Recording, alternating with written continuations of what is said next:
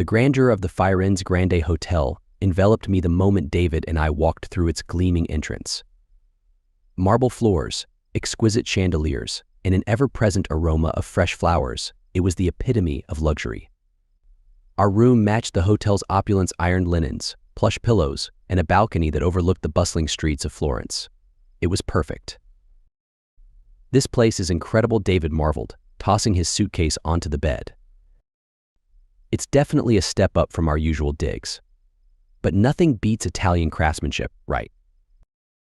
Business trips rarely left any room for indulgence, but here, even our work seemed secondary to the ambience of the hotel. Evening came, bringing a chance to unwind in the hotel's state-of-the-art gym. We changed into our workout gear, David in his usual fitted tank and shorts, while I opted for my chic yet functional ensemble and made our way downstairs. Stepping into the fitness center felt like entering a well-oiled machine. Everything was pristine, every piece of equipment meticulously organized, and there she was, Isabella, the manageress, a woman whose presence commanded the room. Her jet black hair was tied back in a sleek ponytail, and her crop top and lycra shorts left little to the imagination. I settled onto a yoga mat, pretending to be engrossed in my stretches. But my eyes caught Isabella's gaze, unwavering, fixed on David as he started his routine on the weights.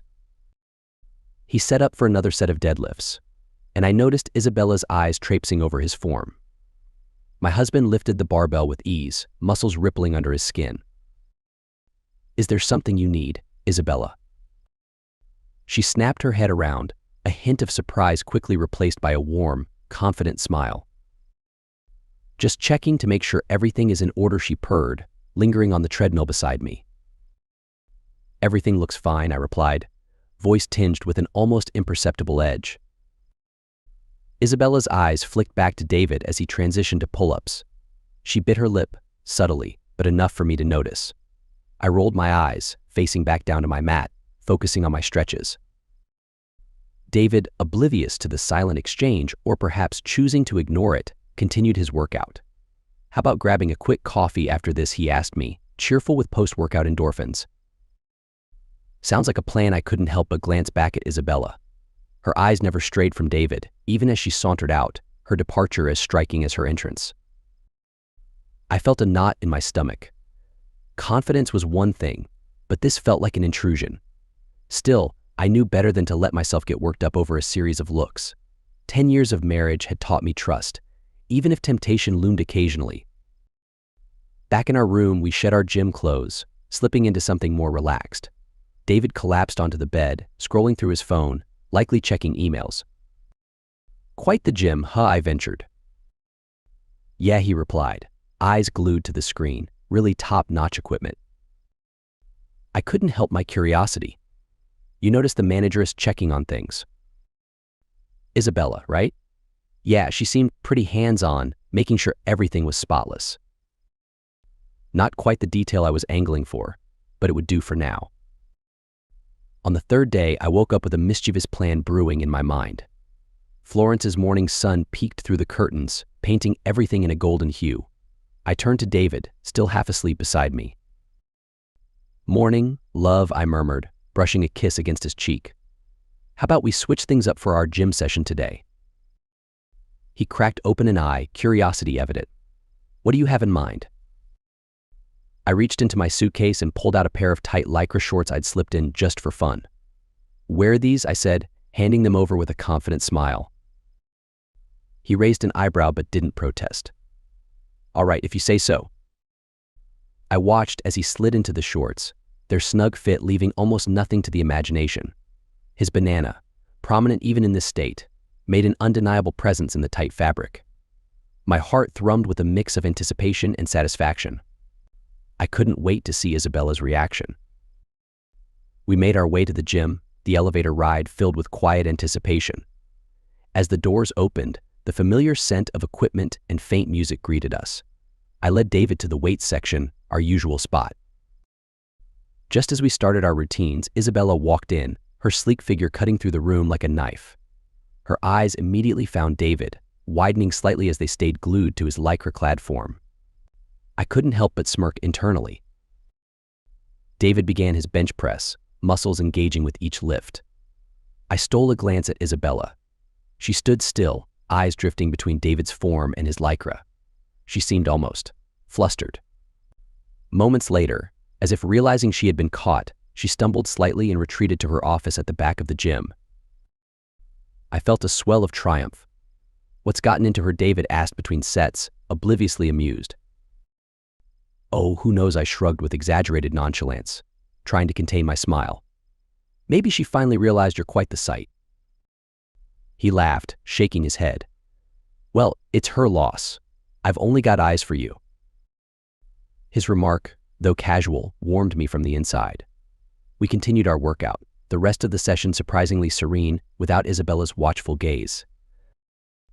If she thought she could flirt her way into my husband's attention, she had another thing coming.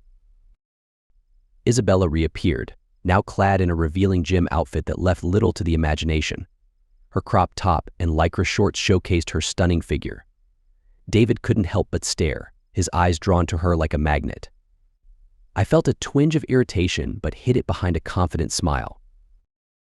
She sauntered over, her eyes locked on David.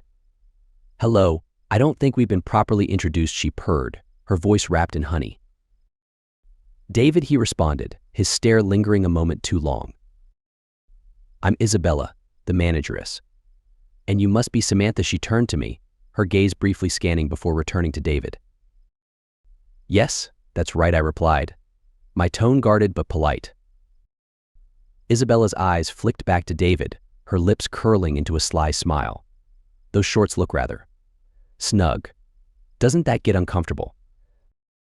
David blinked, caught off guard. They're fine. Comfortable, actually." I couldn't resist stepping in, my voice dripping with amusement.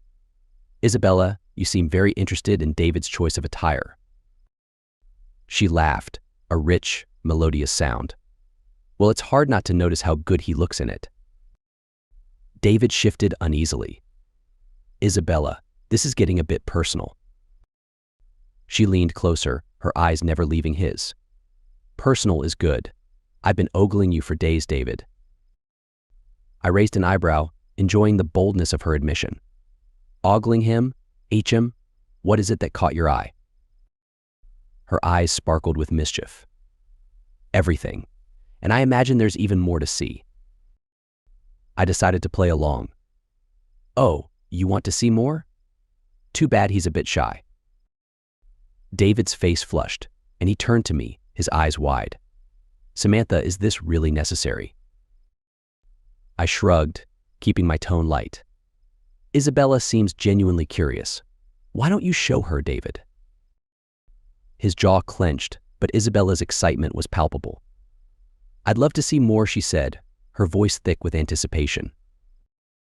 David sighed, sensing he was outnumbered. "All right, but only a peek." Isabella's eyes widened. "Wow, you're even more remarkable than I imagined." I couldn't help but chuckle. "Well, Isabella, looks like you got your wish." David chuckled nervously, shifting his weight. His eyes met mine briefly, searching for reassurance. This little game had taken a turn I hadn't predicted, but it was impossible not to watch as Isabella's actions unfolded. Before I knew it, she pressed herself against him. David's breath hitched, and despite himself, his hands found their way around her waist. "Isabella," he murmured, the words slipping out almost involuntarily. "God, you feel so solid," she whispered, her voice barely audible but vibrating with fun. Isabella turned to us and said, "Maybe we should find somewhere more private." David glanced at me, an unspoken question in his eyes. I offered a small nod. We all understood the boundaries. The outline of this wild moment had been drawn. It was just a question of where it would lead and how far we'd allow it to go. Isabella led us to her office, a small space with a lock she purposefully clicked shut behind us. I settled into a plush chair, anticipation coursing through my veins as I leaned back to observe. The air was electric. Isabella wasted no time. He positioned her on a nearby sofa. Every action was charged with the electricity. The sight of their connection, so raw and unfiltered, sent a shiver through me. They collapsed together, breathless and flushed when it all ended. Isabella's face glowed, a mixture of satisfaction and a hint of longing as she looked at David. "Thank you," she whispered, her voice thick with emotion that was unforgettable. Gently but firmly, I interjected, "This was a one-time experience, Isabella. Let's make sure there are no complications moving forward." Her eyes met mine, the fire within them slightly dimmed, but she nodded in understanding. "Of course, Samantha, I understand."